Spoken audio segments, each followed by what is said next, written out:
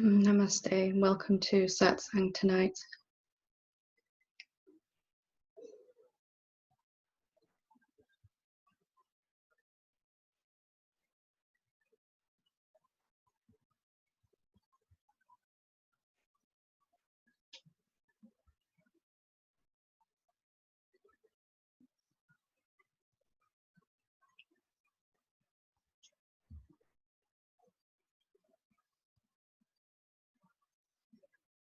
So, Satsang is a place where it literally translates to association with the wise or the true, which really a much more literal translation is getting to know that part of you that perhaps you haven't been too familiar with. So Satsang is an opportunity to not only see some deeper dimension of your being, but then to see hopefully how easy it is to live like that and to really burst through some beliefs, because there is a whole wealth of peace and love and joy that is really what you actually are. And yet most of us can go our entire existence without touching this or being able to live as that. And it's really just due to a few incorrect ideas that I'd like to really push through to this evening. So with that in mind, I wanted to do tonight to lead us through a guided contemplation, which is really just, contemplation is not a thinking process. It is much more an asking of a question and then learning a very simple way to open up to all of the answers that want to come. Whenever we ask a question as a human being, we can receive answers on many, many levels. And all of our suffering as human beings is because we are trained, or we value, all of our attention basically goes to our thoughts, our emotions, and our experiences that we're having. And if we can come to see that those experiences are a direct result of the thoughts that we're believing, that already you are much more powerful than you realize. Already you are experiencing what you feel to be true. What you're sure of is what you will experience in your outside world and in your body, what you feel in your body. And that is so immediate and has always been that way that we don't notice that this is what's going on. So there's a simple way out of this, to take attention away from thoughts and emotions and the experiences that result from those. If we are experiencing the result of our thoughts and all of our attention is on our experiences, then we're going to be trapped in this loop of agreeing with our thoughts, having our thoughts come true in our experience, that however it's playing, and then believing in those thoughts even more without realizing, because we are perpetuating that cycle unknowingly. So that contemplation is really the art of asking a question and recognizing all of the answers. And it's very, very similar to the guided self-inquiry that we do, where we ask the question, what really am I? But I'm going to use a different question tonight, and I'd like you to follow along with me if you want to, just to see how easy it is to really access this greater dimension of your being. And that once you learn how to open up to all of the answers that are available in this moment, so a recognition of thoughts and emotions is quite common for all of us. But then a deeper answer than that even is our experience in this moment. And then similar to what we did last week, even deeper than that is the experience of this moment itself. So we're going to use a guided contemplation, and you can apply any question at all. So whatever you seem to need or want in this moment, it is going to be a valuable question. So I'm going to use the question, is it really true that I need to find peace? Because I think that's something that a lot of us can identify with. It seems like if we only look at our experience, our thoughts and our emotions that we do need to find peace. And if we believe that, if we notice a disturbed state in our mind and body, and we begin to focus on that, we're going to really agree with this idea that I need to find peace. Of course, that agreeing with that idea is what's creating the experience. So to simply ask the question, is that really true? Even though it seems to be true in my experience, I'm going to open myself up to a whole deeper understanding of my real nature, and to actually move to become, to live as that deeper dimension of my being, in which there really isn't any need for anything at all, least of all peace. So if you're struggling with unworthiness, or you're struggling with fear, or whatever it is that emotion is suggesting. So if it's anger, maybe you're feeling blocked from what you want. If it's fear, maybe you're feeling under threat or unsafe. If it's unworthiness, maybe you feel you need to be more loved and valued, or to be better within yourself. I'm just going to go with this question: is it really true that we need to find peace? And I just ask you to go along with this if you want to, just follow along. You can have your eyes closed or open. If you can leave them open, it's better, then we don't drift off into a nice peaceful state. And you can do that afterwards, it's fine, but I want you to see how easy it is to access the deeper dimension of what you actually are. So first of all, we're going to ask, is it really true that I need to find peace? So we're going to ask the question, no matter what our experience is telling us in this moment. We're going to ask the question, and we're not going to settle for any particular answer. As human beings, all of our attention goes to phenomenal answers. All of our attention is going to mainly our thoughts about what is happening in our world. Most of us are so caught up in our thoughts that we're actually experiencing those thoughts more so than we're experiencing actually what's happening. So we're all walking around in this virtual reality, living out our thoughts and emotions about what's happening. And we're going to take a step out of that. So if your body's feeling disturbed, or there's some negative emotion, and you ask the question, is it really true that I need to find peace? Probably the first thing that's going to happen is your mind is going to have a lot of things to say about this question. It can either say, yes, you really do need to find peace. You need to get peace. You're not doing it right. Something is wrong. You're not awakened enough, or you're not deep enough in your meditation. So the first thing we're going to get in answer to that question is some thought answers. Mind will say one way or the other. It'll say, yes, you need to find peace, or no, you're actually feeling all right at this particular moment. Most of us will stop at the next answer, which is the emotional answer. So if I'm asking this question, is it really true that I need to find peace? And as I'm asking that question, there's some negative emotion, that I'm going to allow, most people do, the presence of that fear or that anger or guilt as evidence that I'm not feeling peaceful. We're going to decide that because there's a negative emotion there, usually, that is, yes, I do actually need more peace. Instead, I'd like it to just stay open and to not label any particular answer as final evidence.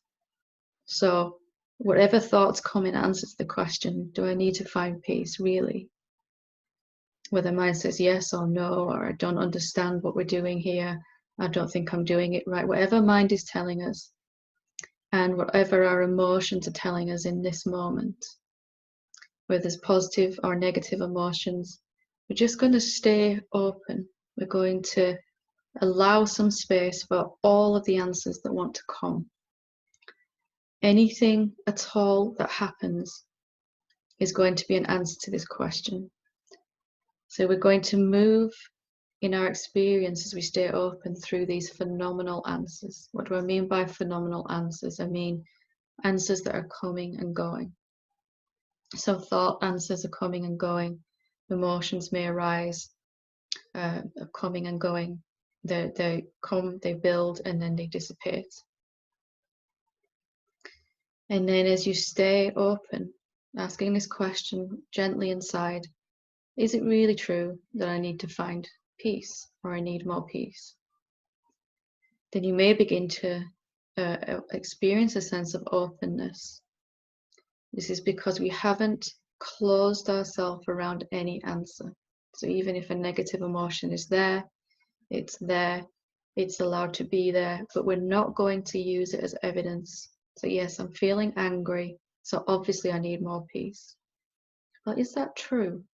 If we stay with this question, allowing the question to just do the work for us, just gently inside our own being, sitting with this question, not needing any particular answer to give us a sense we've got the right answer.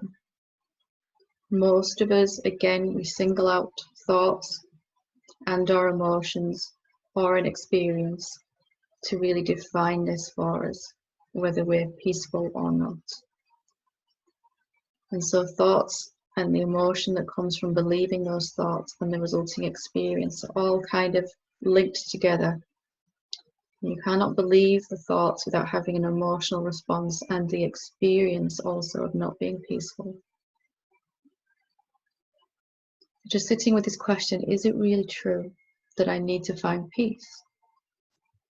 The longer that we just gently sit with this question, there's an opening, and perhaps we begin to experience a deeper state, a letting go of trying to find the right answer, which really doesn't matter for the sake of this contemplation. So again, contemplation, just asking this question and learning to stay open to all of the answers that want to come. And as we're staying open, we begin to move through deeper layers of answers. So from thoughts to emotions, and then to experiences. We might feel a sense of opening. Again, all of these are coming and going, and that's fine. And we'll find at some point that accidentally we've become or started to live as that open space of our consciousness that really is allowing all these answers to come and go. If we grasp a hold of any one particular answer, a nice state comes over us or an intense fear comes up. If we grab either one of those and say this is the right answer, then we have become a someone again. We've taken a shape around this particular answer. So no matter which answer comes or goes, whether it's positive, negative, whether it feels good or not, we're just going to have no particular opinion about anything that comes. And in that, we're taking the shapeless, formless role of the awareness of the deeper self, of this whole different dimension of your being that is just watching all these other answers come and go, the phenomenal answers, thoughts, experiences, emotions, simply from staying with this question and not allowing any particular answer to be the right answer. There is no right answer to this question. And as we begin to just allow all of these answers to come and go, a sensation, an itch, a pain moves through the body, noise in your external environment, some thoughts, somebody moving around in your house. It's just all taken as phenomenal answers coming and going. You're going to begin to experience actually being that space in which these answers are coming and going, a spaciousness, a deeper aspect of your being. that really doesn't need anything at all. At some point, there'll either be a sense of openness, of nothingness, or just a space-like feeling where you're watching, your body just seems to be sitting, and you're watching all of these other answers come and go. And maybe even the phenomenal answers begin to slow down. And the longer you sit with this question, is it really true that I need to find peace? Or that I need to wake up? Or that I need to transcend my mind? Or whatever question you came into this contemplation with. Is it really true that I'm not good enough? Is it really true that I can't get what I want? And you're going to find that none of these phenomenal answers really matter in the way that we thought they did. That perhaps our insistence on defining ourselves with a particular emotion or a particular experience or a sensation in the body has really set us up to experience that again and again. And instead of zoning into one particular answer, we're just staying with the question and seeing all these answers come and go. And then finding that your beingness itself is a kind of answer in which all these phenomenal answers are coming and going. That there isn't really any particular phenomenal answer that we need as proof. That even if we have a nice experience, a deeper state, we're not going to grab for that. We're going to just allow whatever comes and goes. So at state of asking this question, the openness that comes from asking any question is really just allowing you to remember that there are deeper answers to any question and to every question. And you can ask any question at all, anything that you seem to need in this moment, or you seem to want, whether it's awakening itself. Is it really true I need to be more enlightened? Like asking that question and just allowing the answer to come, all of them, all the ways it wants to be answered. You'll find at some point you touch upon this non-phenomenal answer, the space of your beingness itself, that formless awareness that is watching all of these answers come and go. And that doesn't need anything at all. And again, it's not the right answer. It's not the best answer. It's just the most reliable one, because it will always be at the end of the phenomenal answers. And during those answers, it will still be there. So there is a state of the possibility for human beings where you can get so good at asking a question, and you've practiced this so much that the very moment you ask the question, the non-phenomenal answer presents itself, that silent space of your being, whether you call it awareness, whether you call it consciousness or the self or the noumenon, it doesn't really matter. That you've trained your attention to notice the space in which all the phenomenal answers are appearing and disappearing. And that is the one answer that is always obvious. And even if thoughts are going on inside that space of your being, even if emotions are coming and going in the body, that attention is automatically going to the non-phenomenal answer. Sometimes that just feels like the answers have stopped. There's no more coming. There's just this empty space where there were thoughts. Mind's gone quiet. Or everything just seems to slow down and I'm just here. It's something that's not changing. You'll notice it because it's not changing. And it is your real being, that one which is eternal and immortal, and most importantly, doesn't need anything at all, isn't affected by anything at all. So those beings that have woken up to the truth and are living as that, the deepest aspect of their being, have just cultivated this ability to stay open. First, they use the question, what am I? Who am I? Is it really true? Whatever the question is. But the questioning itself is more important than any of the answers. And you can even live your entire life not needing any answer at all, watching a succession of scenes come and go that will be answers to your question. And if we focus on the phenomenal answers, as most human beings do, thoughts, feelings, experiences, we're going to keep repeating those same old scenes in this tired old movie called I want or I need. If it can cultivate our ability to ask a question and allow it to take us faster and faster each time, and then effortlessly into the open space of our consciousness, then you're going to get more of that. Wherever your attention is going as a human being, you have the whole power of the universe behind that attention, because you are the source of all of this. You're not just a human being. So it's just shifting your focus through asking a question and not closing yourself around any answer, even if peace presents itself, which it will at some point.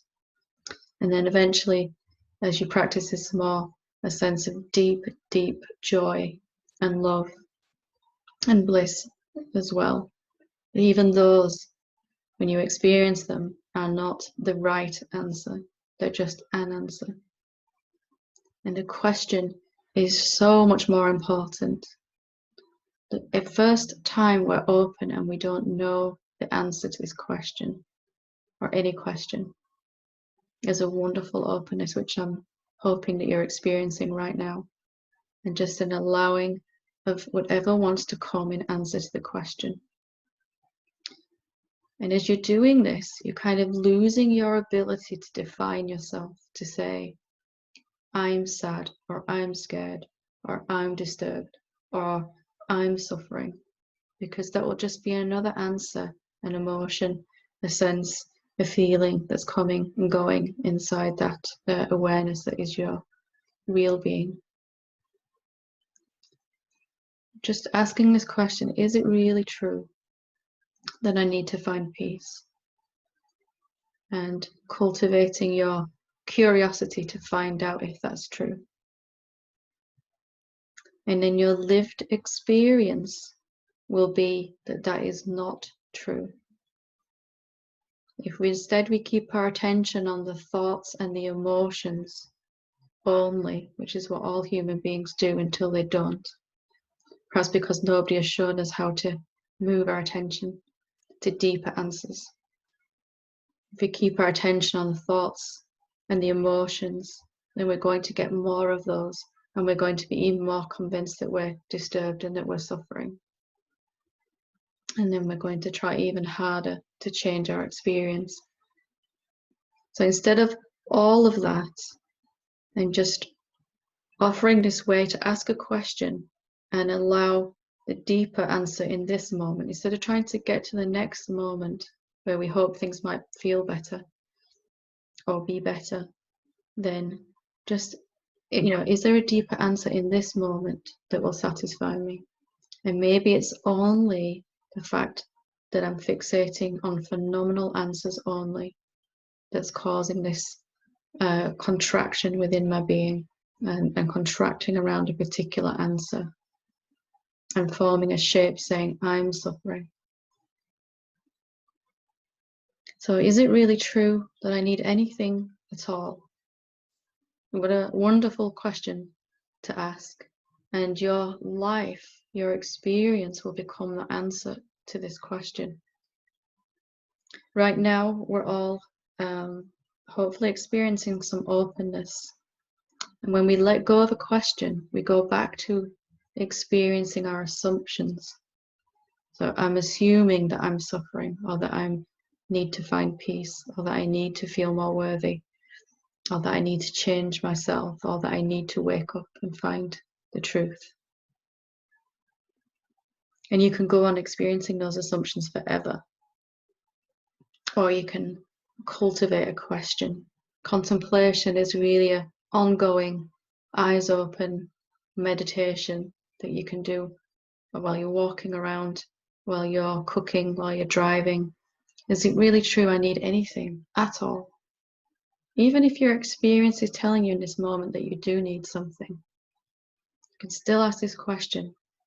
And the more that you do this, you can, before you even ask the question, eventually, there will be that stunning silence present. And it just becomes ever more noticeable. That non-phenomenal answer, the real self, the awareness, will just be so obviously present because you've kind of trained your attention to stay open to the deeper answers. So if we have trained our attention to stay only on the phenomenal answers, we're going to keep on experiencing those. We're going to keep on feeling contraction, and we're going to go around and around in this cycle. So hopefully,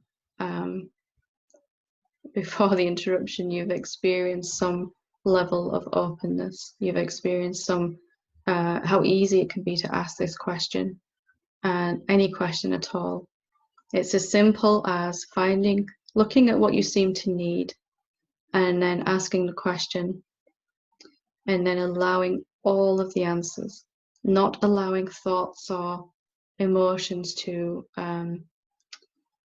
dictate what you're going to define about yourself. There's nothing wrong with thoughts or emotions or experiences as a human being, but it's much better to experience those while you're in the open space of your own real self, and that you're not restricting yourself to only those answers.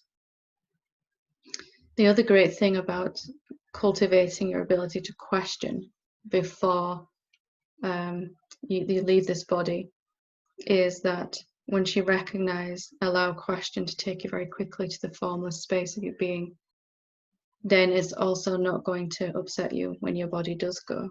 You'll still be noticing this moment, this formless awareness, and that'll just be your constant experience. So to put a little effort in at first to remember to stay open with a question. Anytime at all we're suffering, it's because we've forgotten this openness, this curiosity. And the more that you do this is exactly what I did. I just began to live always with a question inside my heart. Is it really true I need anything? Or is it really true I'm limited or finite? All of these questions just came. Is it really true I need to wake up and find peace? And my life became the effortless experience of the deepest answer of those questions, which you can hopefully taste in this moment with your openness.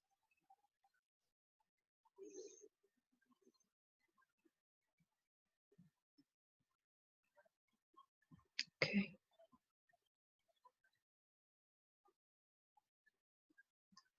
So I'm going to open it up for questions if anyone would like to share their experience or ask a question. If you click on participants, Phil says you got hacked there. Sorry, he's apologizing, you got hacked. Okay, no worries.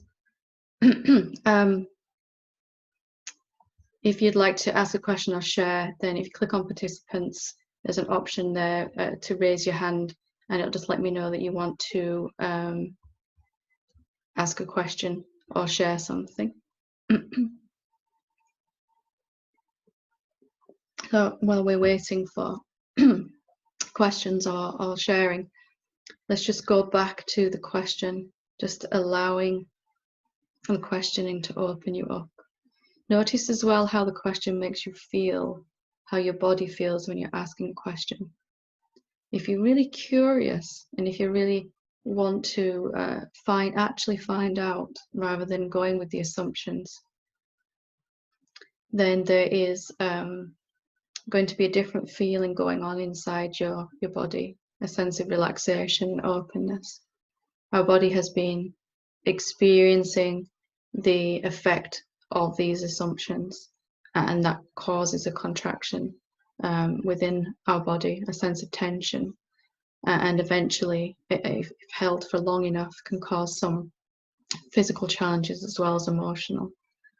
So just allowing the question is also going to be beneficial for your health, your well-being, your energy, your joy, and your peace on every layer of your being. Okay. Would anyone like to ask a question?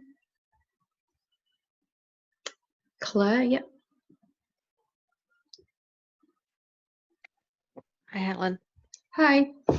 I'm not where the question is, because I think you've answered it doing this satsang. A couple of weeks ago, I recognised afterwards that I'd accepted the phenomenal answer, and everything sort of went. I had a bit of a meltdown.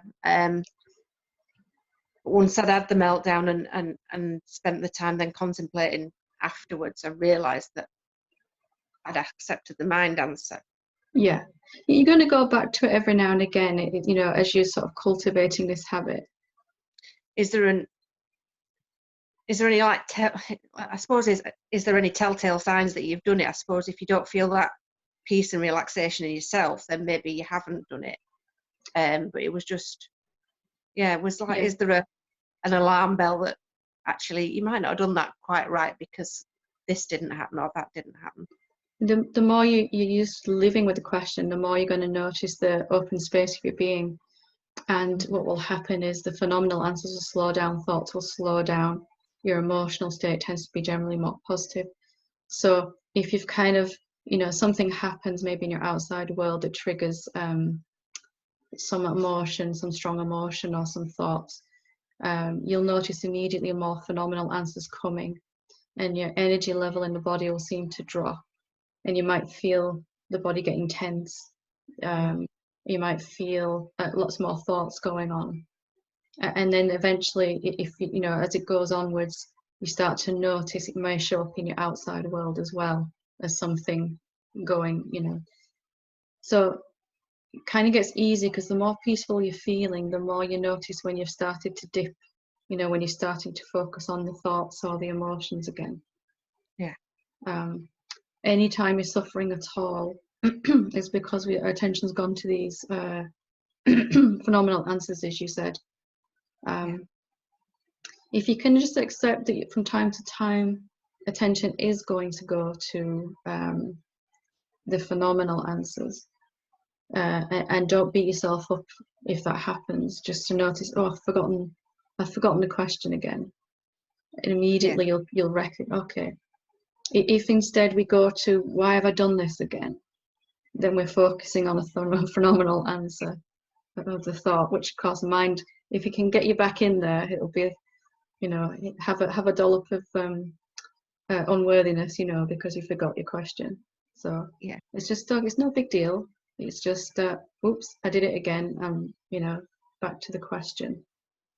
And your body will tell you first and foremost whether you're in that open space of a question or whether we're contracting around a particular answer. Yeah. And now I've contemplated it a bit and sat with it. The environment's changed around me, and it's eased it quite quickly. Well, not quickly, but quicker than it has done in the past. Yeah. Things changed so that once I started looking at it, the outside has started to change. The mirror has changed. Whatever I think has changed a bit to sort of. Yeah, I know what I mean. It just, things have changed. Yeah, and you'll find the longer you're with a question, the more peaceful you're feeling, and therefore you'll notice faster, and it won't go. Excuse me. It won't go so far into a phenomenal answer. So you might spiral into a meltdown, as you said, but you'll notice it much quicker, and then next time you won't even let it go that far. You'll be, oh, something's changed. I feel different, and there'll just be a recognition that something in your outer world or something in here has caught your focus and you kind of lost that open question. And it's the same for everyone. No awakened being ever managed to just hold a question all the time. They had to, every now and again, put a little effort in to remember the question. And then at some point, it just automatically becomes effortless. And you forget somehow how to close around any answer. You just, if you sort of recognize when we start this process, we're automatically on default setting of paying attention to thoughts. That's how every human being is.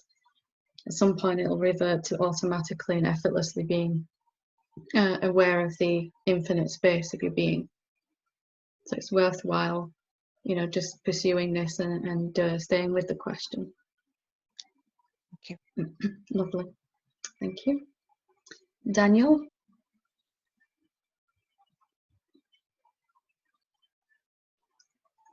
Hi, Helen. Hi, how are you doing?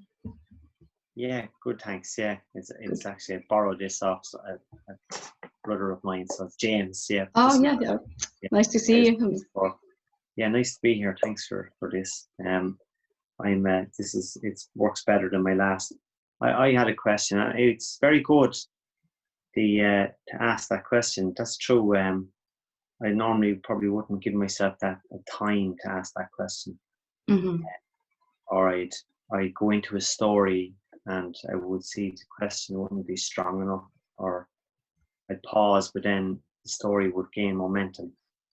And I could have lots of lack stories going on, and it's taking action, when to ask the question and when to take action, I guess.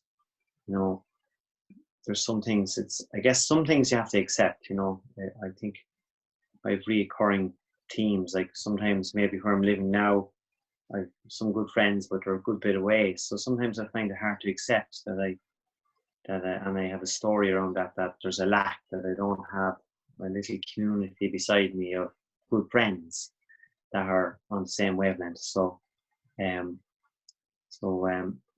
yeah, although I guess sometimes I've taken action, that I made an effort to connect with someone local I met, and that's going well.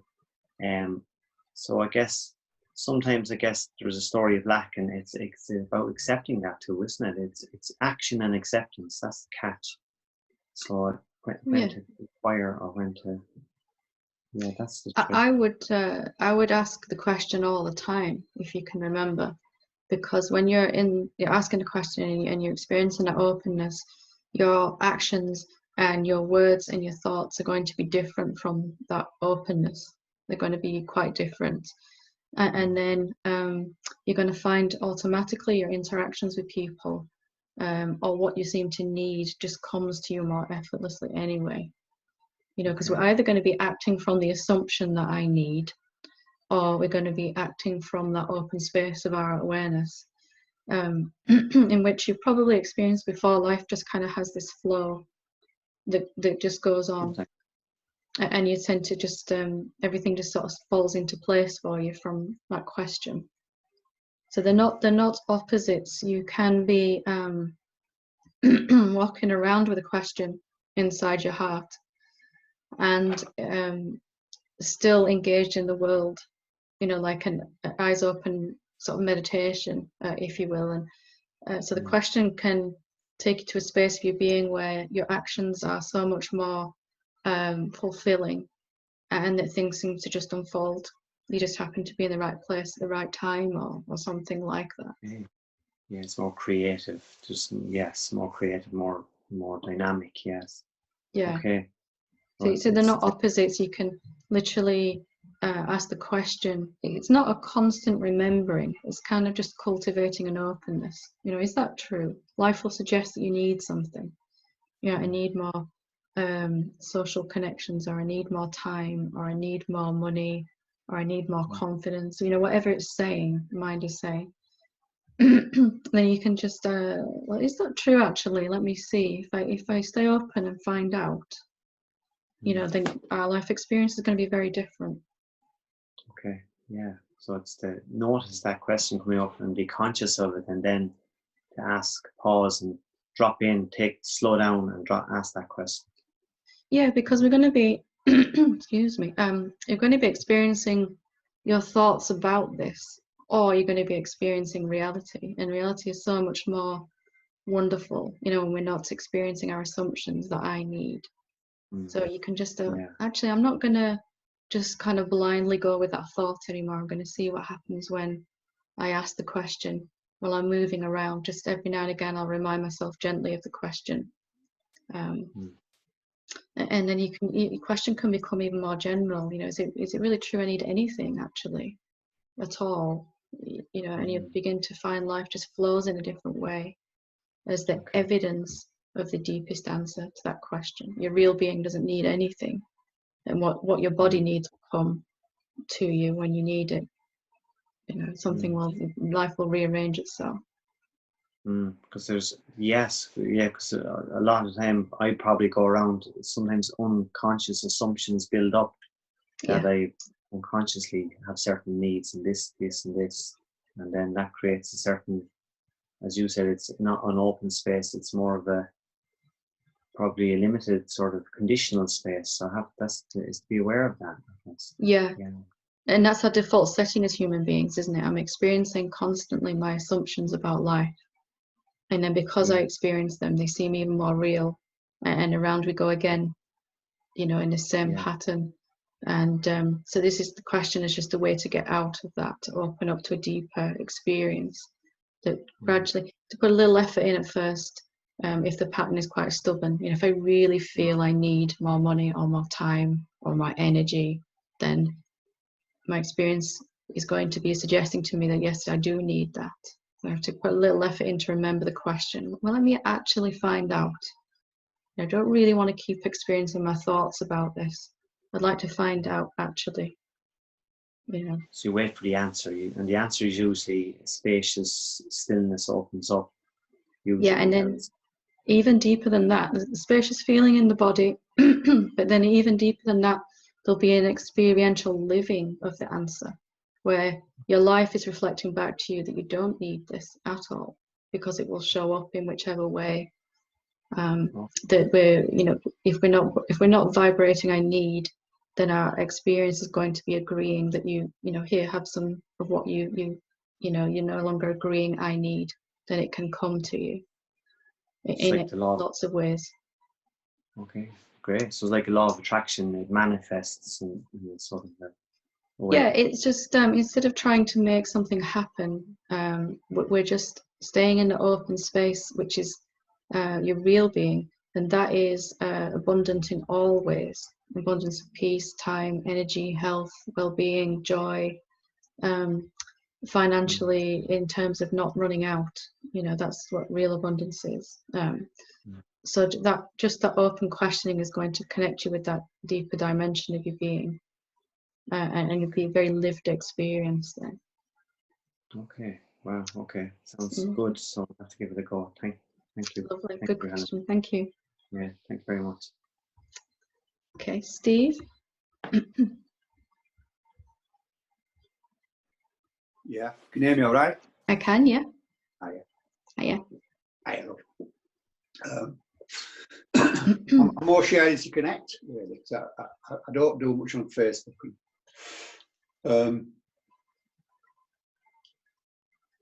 You were talking about this last time we had it. It's about 2 or 3 months since we had a Facebook.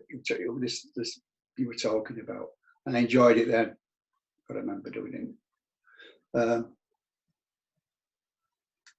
It's just slightly different to when I asked the question, is it true that I'm not really safe? But then I just try and take it straight to Numino. But this bit about letting all these answers turn up, just letting them all go. It could be anything, you know, it could be guitar, it could be TV, it could be birds singing, anything. Anything at all, and everything. Everything, yeah. And it's just being open to that. I remember, and that's just reinforced me of that one. You know, lately I'm doing what I'm looking at all this stuff. Dissolving the Ego course. I'm listening to all the thing again and again. And a lot of the stuff I was saying to Ian the other day, I said I might as well not done that first one. You know what I mean? The first time we did the Dissolving the Ego. There's so much I've missed. arrogance, whatever, blind. I don't know. I was going through some other time. I think I remember. I didn't think I needed to do it anyway. But this time, I've really started at basic. And the first one or two, I would listen to them 2 or 3 times before I moved on to other stuff. And Ian said it's not more consolidating what I know. Mm-hmm. But even that first time, it would have gone in. It's just not been assimilated by mind, isn't it? It's gone in somewhere. Oh, yeah. Yeah. Just reminding myself, but I thought, you forgot about that. You forgot about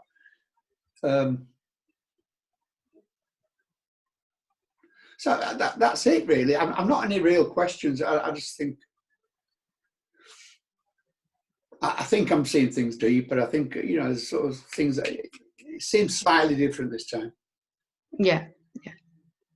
More and more there'll be a momentum that's building, where there's a fire burning to transcend things that seem to have held you back. And also hearing each time the instructions clearer, the way out of suffering clearer. So it's going in and it's building, to something's really starting to, we've got to hear it enough times. We've got to hear it so many times. It's the same for me. And then all of a sudden it just seems to reach this critical point where it's suddenly acted upon. You hear it slightly different and it makes a big difference. That's what I'm saying. It's hard to explain what's going on. That's why I say no. But it's happening. Yeah. I thought I'd just let you know in case I need to kick up the arse again. I don't know, because I am doing what's supposed to be doing.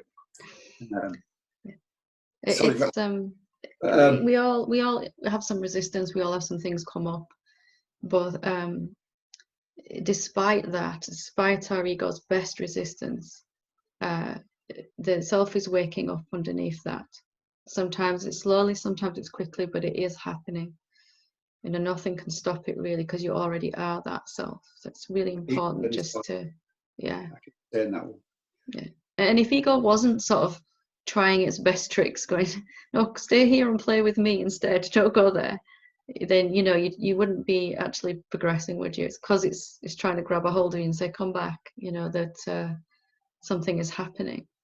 Well, sometimes I think it's letting go, but then I end up back in it again.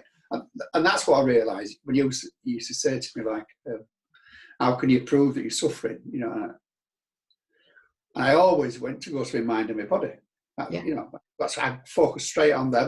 But I give myself a bit of a break. I'm in it. There's no way I can get out of that at the time. But it does pass. Mm-hmm. It does pass, and now then I can see. Hopefully, I'll stop myself going into that place at some point.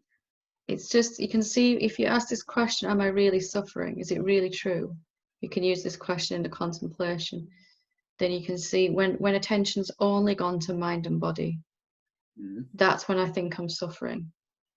If I say, okay, there's a state in the body and mind going on, is there any other answers? What other answers are there to this question, am I really suffering? Then immediately you'll feel better because you've opened back up again. It's only when we're only focused on phenomenal answers. Every time we just have this habit of referencing the body and mind to tell us how we, the infinite being, are doing. It's the same habit, isn't it? Definitely. I say, how are you doing as the infinite formless awareness? And everyone goes, well, my form is really feeling bad. It's like, no, I'm asking about you. I'm not asking about your body or your mind. But we all do it for a while. It must be frustrating for you to watch it. No, I remember very, very clearly this being in the same place. It's not frustrating. It's hypnotic until it isn't, and that's why I'm always sort of giving a question really as the main way out of that, because it's immediate. The moment we're asking a question, we'll feel better. And the longer we stay with that question, the more momentum we're going to gather and build with it, and the further away from the suffering we'll get. And at some point we'll forget how to only focus on the mind and body, that it's just something that happens accidentally almost along the way. Until that's happened, we have to kind of fuel our questioning a little bit and remember the question. Yeah. I suppose sense that's what's going on. I don't say, oh, I've done it. You know, not Don't say that. Even if you've done it, don't say it. Yeah. Yeah, I'm very, very cautious, and that's but that's a defect or not. But No. that's what it's letting you aware of that. Thank you. Lovely. Thank you for sharing that. Wonderful. Okay. Would anyone else like to ask before we finish tonight?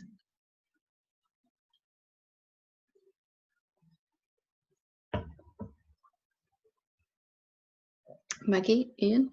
Oh. I just listening to what you said and the questions. For me, I sometimes feel that I get caught up in the I'm failing because there is an issue, and I recognise with your help again that the issue and the seeming issue and the need for it to be gone is the belief in the, can't quite say what I'm trying to say. It's the belief in there's more to be done, and I know there's always going to be an ever deepening, and I enjoy that. And there have been times where something will be shown, and I think, oh, this is to show me it deeper. Then there's other times that I forget that, and that's when it seems to become a thing that I have to sort because I shouldn't be feeling that anymore, and that means I'm failing. Yeah. So there's a focus on a feeling and the thoughts then, as the answer that matters in that moment. Yeah, I see it as sometimes I can see, oh, this is good, this is going to help me see it deeper, and other times it's, oh, I'm failing because I've still got an issue. If you can see that both of those are phenomenal answers in thought, and neither one of them is right or wrong. They're just answers. Yeah. And then sorry, go on. There's just something that takes those as important answers. You know, something values those particular answers over anything else. Yeah, I recognise that in what you were saying. You know, obviously I have heard it before, but sometimes it's like you just completely forget, and then you think, oh my goodness, yeah, there isn't a right answer, there isn't a wrong answer to any of the questions. And I was applying your question to, you know, I've been having a problem with my shoulder, and I was applying your question in the contemplation to, is it really true that I need to do something about the shoulder? Not that, is it really true that I can feel it? And it's just so obvious. And what happened when you applied the question? Well, it was just obvious that there isn't an issue, there isn't a. And yet, if you continue to focus on the phenomenal answers, it can go on forever like that, can't it? Oh yes. Yeah. So it's just learning that whatever you fixate upon accidentally, you know, where our attention goes to, which is always thoughts, isn't it, and emotions and experiences that come from that, then it's a never-ending circle of experiencing my assumptions about myself and life over and over again. Yeah. Thank you again. Right. No problem. Thank you for sharing that. Okay. So we will leave it there for this evening. Just recognize that you can stay with your question throughout the day, that you don't need to be seated in satsang like this to ask a question. And in fact, it's perhaps even a good idea to practice having that openness, as we were talking with James earlier, to just ask that question whenever you're out and about and doing other tasks. Just enjoying how it feels when how your body responds to the openness of the question, noticing how that feels and enjoying that, and allowing that to be a more and more constant experience. Thank you for joining me. Namaste.